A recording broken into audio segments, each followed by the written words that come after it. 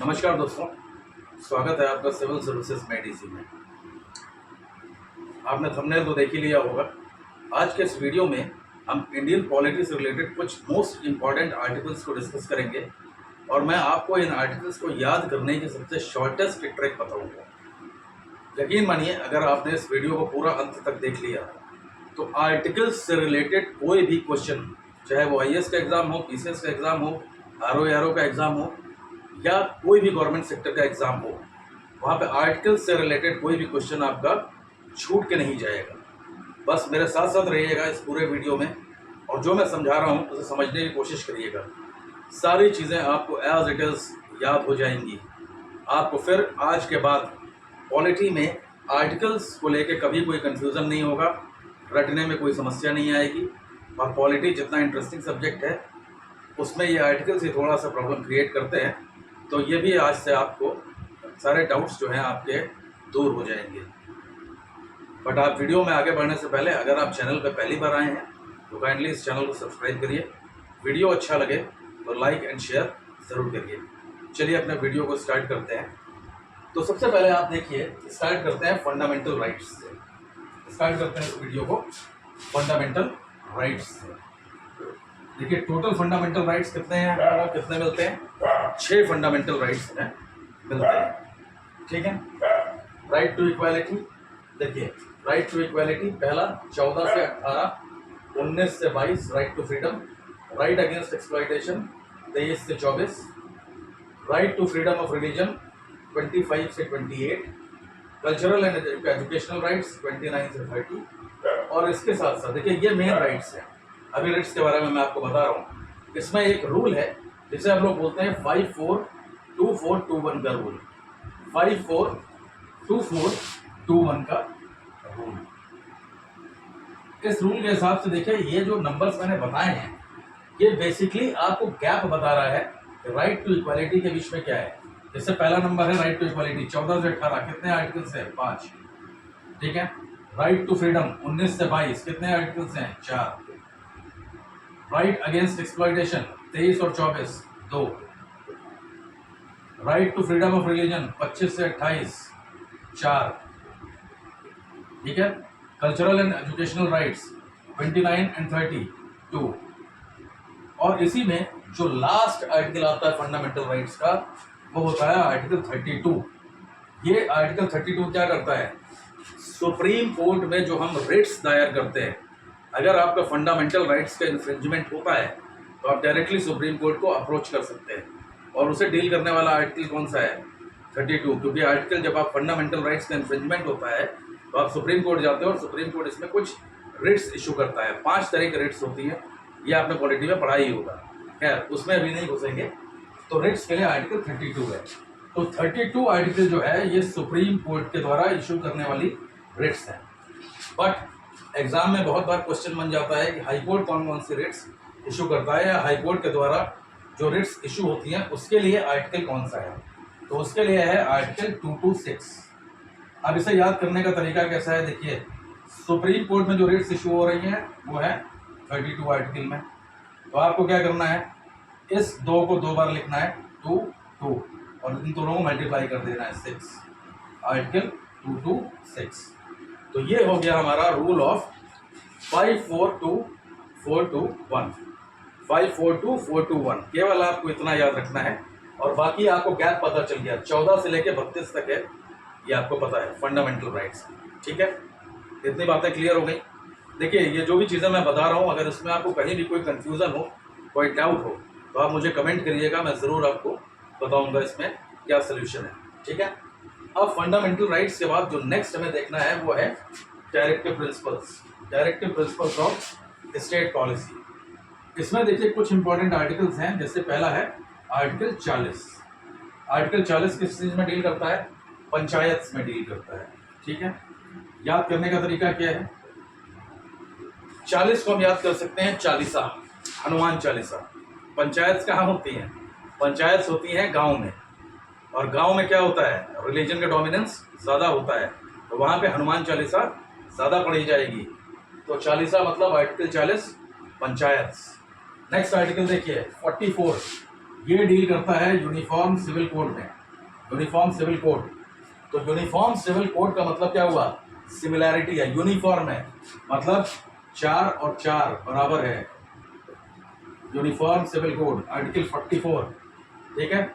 उसके बाद जो अगला आर्टिकल मोस्टली क्वेश्चन में पूछा जाता है और यूपी पीसीएस का बहुत ही प्रिय आर्टिकल है, यह है आर्टिकल 51। ये डील करता है इंटरनेशनल पीस में, ठीक है। तो इंटरनेशनल पीस में आपको ध्यान रखने वाली बात यह है कि जैसे जब हम लोग छोटे थे, आप लोग भी छोटे रहे होंगे, तो जब किसी रिश्तेदार के घर जाते थे तो वहाँ पैसा मिलता था, मोस्टली 51 रुपये दिए जाते थे। और अगर बाय द वे पैसा नहीं मिलता था तो निकलने के बाद क्या होता था, उनके घर से निकलने के बाद क्या होता था? मूड खराब होता था, मतलब पीस बनी हुई नहीं रह जाती थी। तो इंटरनेशनल पीस को मेंटेन करने के लिए जो आर्टिकल है वो है आर्टिकल 51, मतलब 51 रुपये। 51 रुपये अगर आप देंगे तो इंटरनेशनल पीस मेंटेन रहेगी, वरना इंटरनेशनल पीस मेंटेन रखना एक बहुत टफ टास्क है, ठीक है। अब देखिए आर्टिकल 51 में अगर आप एक ऐड कर दें, अगर इस आर्टिकल 51 में हम एक नंबर या +1 ऐड कर दें तो क्या बन जाएगा? 52। और यही 52 क्या करेगा? प्रेसिडेंट के रिलेटेड प्रोविजंस की बात करेगा। तो 51 क्या है? 51 रुपये मिले तो इंटरनेशनल पीस है, और इंटरनेशनल पीस में 51 में 1 रुपया और जोड़ दिया, 52 मिल गया। 52 क्या करेगा? प्रेसिडेंट होगा। अब प्रेसिडेंट में अगर ये 5 और 2 अगर दोनों में हम एक एक जोड़ दें, +1 तो क्या बन जाएगा? 63। और यही 63 क्या करेगा? वाइस प्रेसिडेंट के पावर्स को आपको बताएगा, पावर्स नहीं सॉरी, वाइस प्रेसिडेंट से रिलेटेड जो भी प्रोविजंस हैं वो कहाँ मिलेंगे? आर्टिकल 63 में मिलेंगे। तो देखिए डायरेक्टिव प्रिंसिपल्स के बाद आप प्रेसिडेंट और वाइस प्रेसिडेंट को यहाँ पे कनेक्ट कर सकते हैं। 40 पंचायत कहाँ होती है? गांव में। गांव में क्या होता है? हनुमान चालीसा होता है, इसलिए चालीसा। Article 40 uniform civil code 44, uniform दोनों बराबर है, 4 और 4 दोनों बराबर है। तीसरा, रिश्तेदारों के घर जाते थे, पैसा नहीं मिलता था तो मूड खराब होता था, मतलब रिश्तेदारों के साथ पीस मेंटेन नहीं रहती थी। आर्टिकल 51 51 रुपये। 51 रुपीज़ में अगर +1 ऐड कर दिया, 1 रुपया और जोड़ दिया, 52 हो गया। तो 52 क्या डील करेगा? प्रेसिडेंट से रिलेटेड प्रोविजंस को बताएगा। और 52 में अगर दोनों तरफ 5 में और 2 में दोनों में अगर एक एक जोड़ दिया तो कौन सा आर्टिकल बना? 63। ये 63 आर्टिकल क्या करेगा? आपको किसके बारे में बताएगा? वाइस प्रेसिडेंट के बारे में बताएगा, ठीक है। अब इसके बाद सेंटर और स्टेट से रिलेटेड कुछ इंपॉर्टेंट आर्टिकल्स देख लेते हैं, और यहां पे चलेगा रूल ऑफ 89। क्या चलेगा? रूल ऑफ 89, मतलब आपको सिर्फ 89 नंबर्स को ऐड करना है। 89 हर एक चीज में ऐड करते जाएंगे।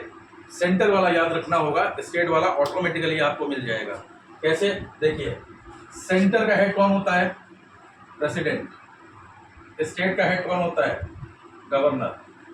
ये अलग बात है कि ये दोनों ही हेड्स जो हैं वो नॉमिनल हेड्स हैं, एक्चुअल हेड्स नहीं है, ठीक है।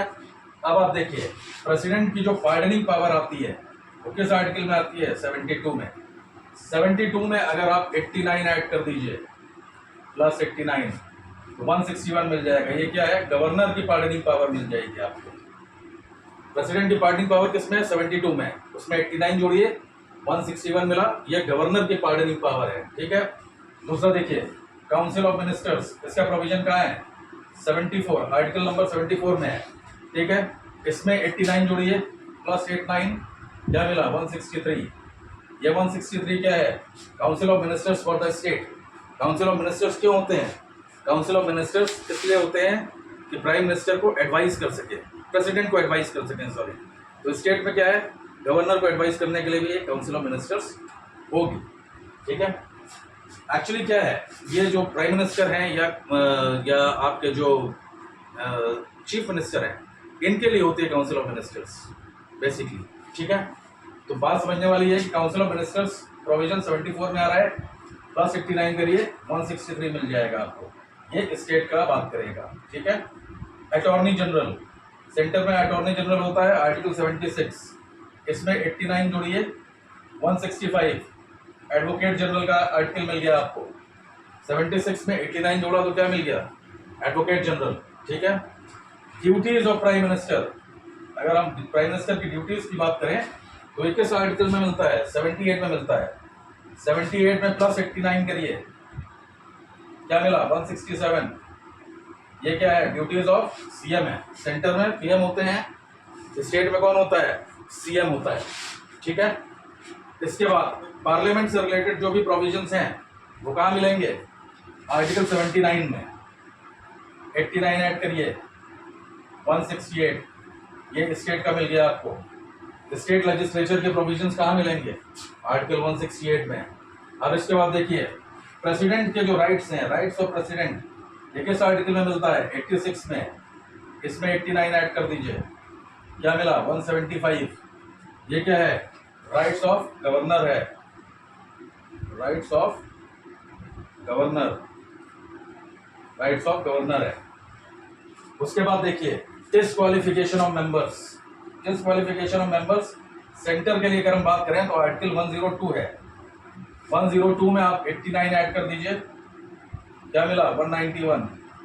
तो ये कौन सा हुआ? ये disqualification of members in the state legislature.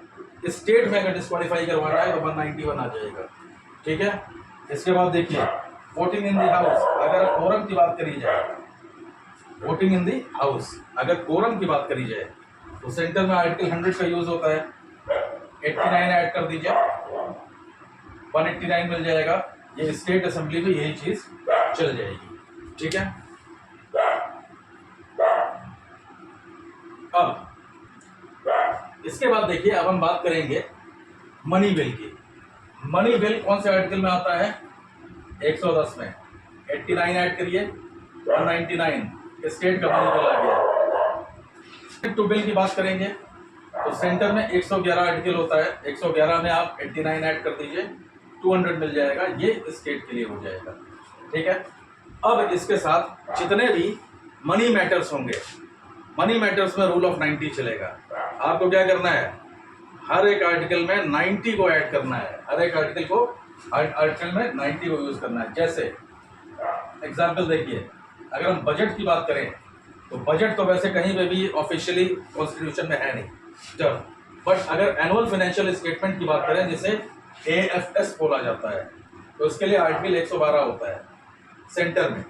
अगर इसमें 90 ऐड कर दिया गया, 90 ऐड कर दिया गया तो क्या हुआ? आर्टिकल 202 स्टेट के लिए बन गया। ठीक है। एप्रोप्रिएशन बिल की अगर बात करी जाए, सेंटर में 114, 114, अगर इसमें 90 ऐड कर दिया तो क्या बन गया? 204। फाइनेंशियल बिल आर्टिकल 117, ये तो हमेशा सबको याद रहता है और ये इंपॉर्टेंट ही है।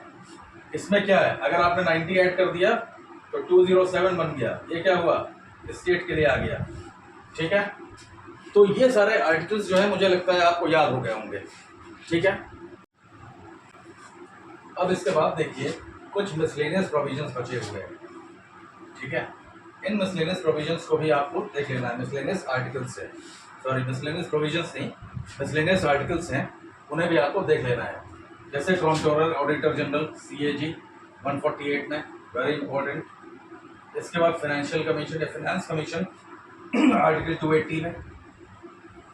ये देखिए ऑल इंडिया सर्विसेज याद करने का तरीका मैं बताता हूँ। ऑल इंडिया सर्विसेज जो हैं ये आती है आर्टिकल 312 में, आर्टिकल 312 में।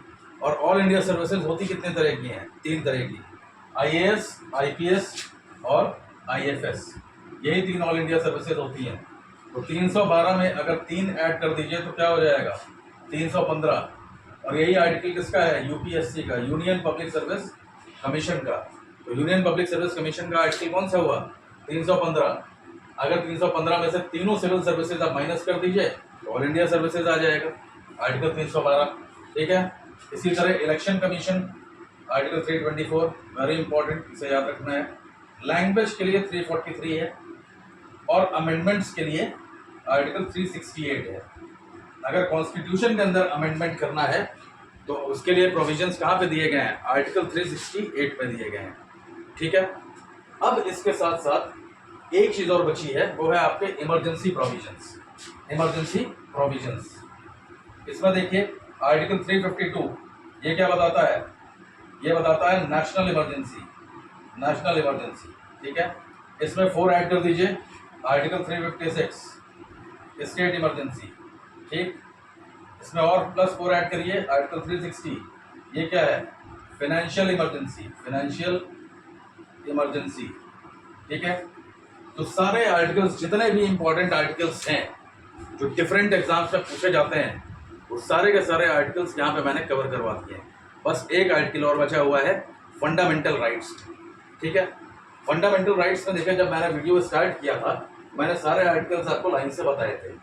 बस एक आर्टिकल, जो आर्टिकल 17 है, इसको हमेशा याद रखिएगा कि 17 जो होता है वो खतरा होता है, ठीक है। 17 मतलब खतरा, बोलते हैं ना जब ग्रोइंग एज होती है, तो ग्रोइंग एज में 17 मीन्स खतरा।